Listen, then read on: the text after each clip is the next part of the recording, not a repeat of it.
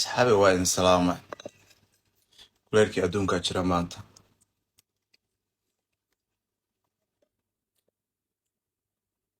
Fasaxna waa ku jiraa.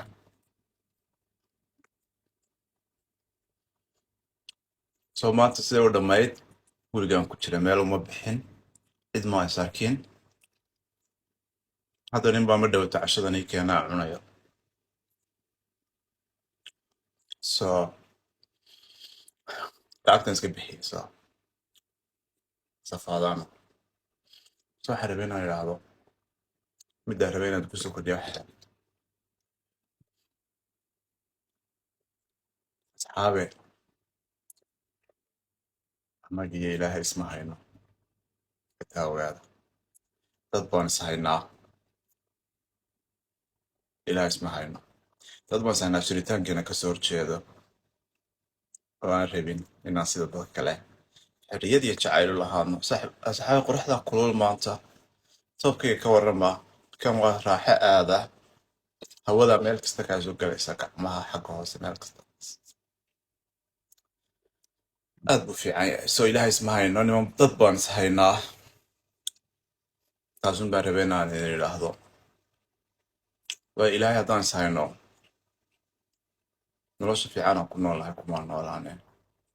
Naxariistan iyo caafimaadkan iyo quruxdan maan helay. Isko. So taas waa taa.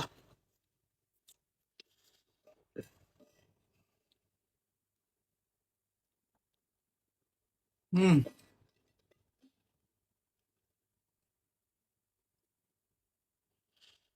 Hmm.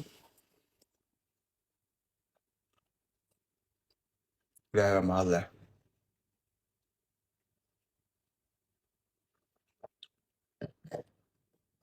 Fasax baa hadda ku jiraayo. Noloshu way macaanta aad. Isagaagsi xawtan ma jiraan just relax baan samaynayaa. So waa idin salaamaya asxaabe.